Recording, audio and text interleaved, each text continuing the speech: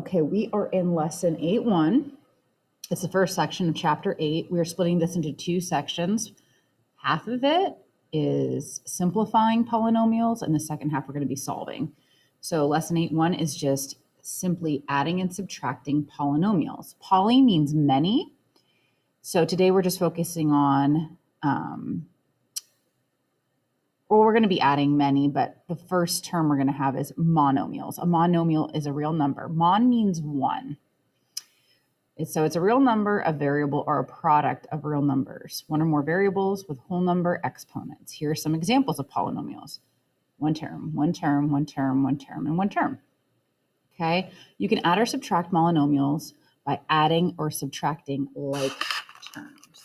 Okay, so here, since they both have x to the fourth and negative 6 and a positive 11, make a positive 5x to the fourth. A positive 2x squared y fourth minus 7x squared y fourth is now a negative 5x squared y fourth. You just keep the same variables and deal with the coefficients.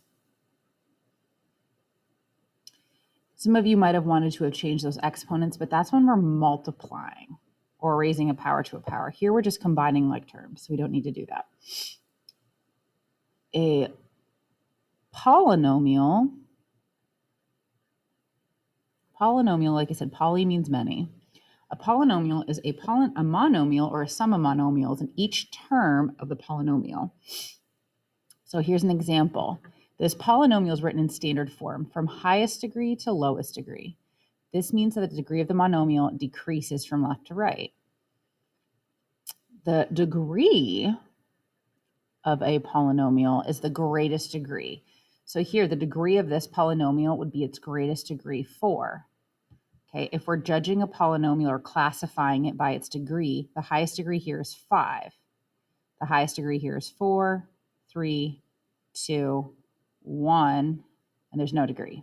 So if there's no degree, it's a constant. To the first power, it's linear. That's what we've been dealing with all in Algebra 1 so far. A quadratic, a cubic, a quartic, and a quintic. But you can also classify by how many terms you have. We have 1 term, 2 terms, 3 terms, 1 term, 3 terms, 2 terms. If you have 1 term, you are considered a monomial. If you have 2 terms, you're considered a binomial. Bi means 2. And if you have 3 terms, trinomial. Tri means 3. If you have 4 or more terms, you are polynomial. Okay, so write each polynomial in standard form and classify the polynomial based on its degree and number of terms.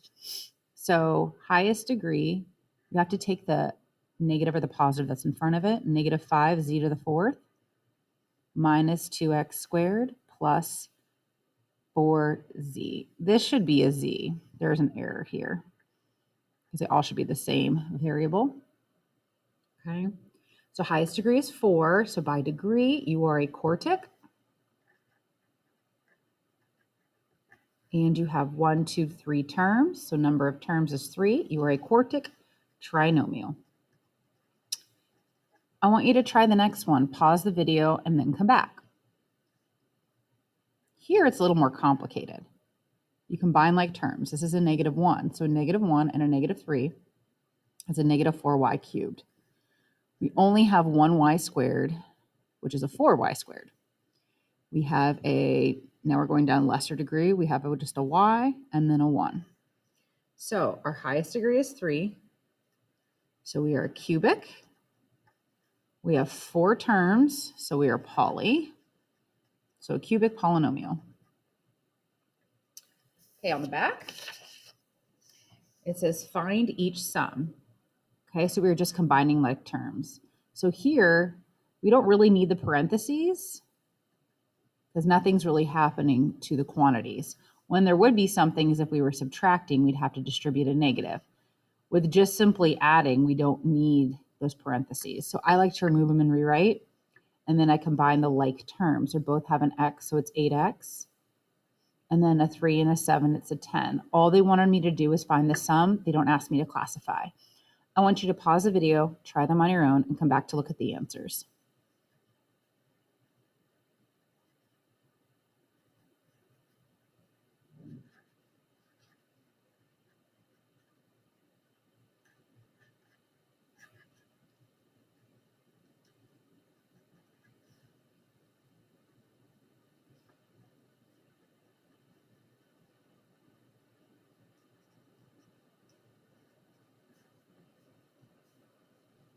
Okay. Did you get them right? If something went wrong and you don't understand, you can always ask me, right? It says, recall that subtraction means to add the opposite.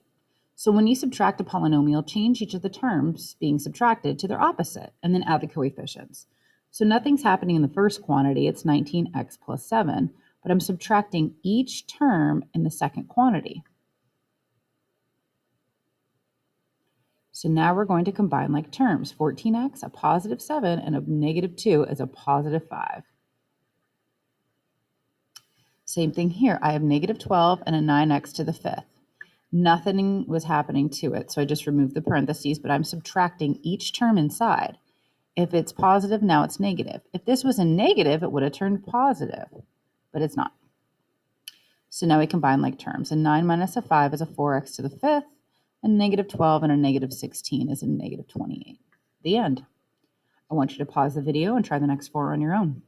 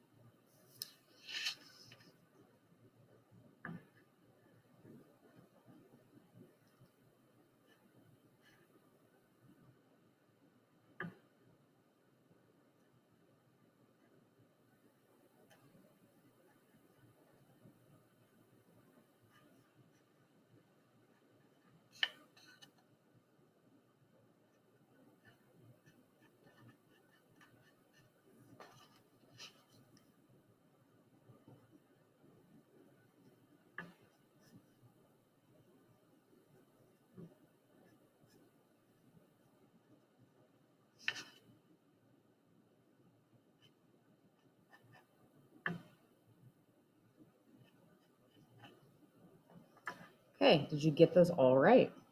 If not, look for your error. Okay, last page. It says describe and correct the error in finding the difference of polynomials. I tend to want to redo this off to the side because if I look at someone else's mistake, I'll make the same mistake. So I have 7p squared plus 4p minus minus is a plus 3p cubed minus 5p squared minus minus is plus. This is called error analysis. We're analyzing where the error went. So, yes, yes, yes. Oh, this is where their error is. And this is where their error is. Okay, so describe and correct the error. The student or teacher, who knows, the student did not distribute the negative correctly.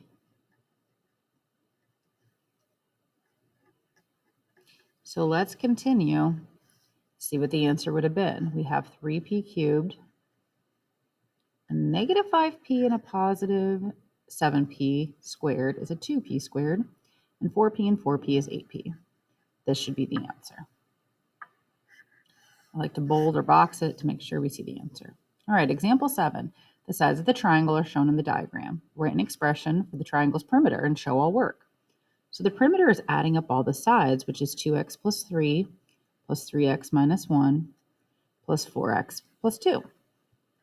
If we combine like terms, we have 2 plus a 3, which is 5, 5 plus a 4, which is 9. We have a positive 3, a negative 1, a positive 4. So we have a plus 4. And that's it. You could just write units if you wanted. Okay, it says find the value of x. So if this is the perimeter, and they tell you the perimeter is 40, is equals, what would be the value of x? We'd subtract 4 on both sides, and I get 36. When I divide both sides by 9, I get 4. So x would have to be 4 if the perimeter was 40. So explain, set expression to the perimeter value. So set this expression to the perimeter value and solve for x. I didn't have to put an exclamation point, just makes it more fun. All right, the triangle shown below has a perimeter of x, 11x plus 5. Write an expression that can be used to find the dimension, the dimension of the third side. So I want my perimeter to be 11x plus 5. 4x plus 3 plus 5x minus 7 plus what would give me that? All right, well, if I simplify what I have, I know that's 9x, a 3, and a negative 7 is a negative 4. So what would I have to add to that?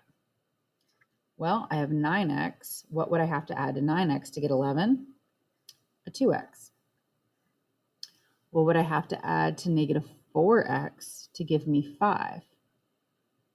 Okay, so I could have done it not by just kind of guessing. I could have done it saying, all right, I have to subtract this quantity from here. So 11x plus 5, removing the 9x minus 4. We would get a 2x plus a 9.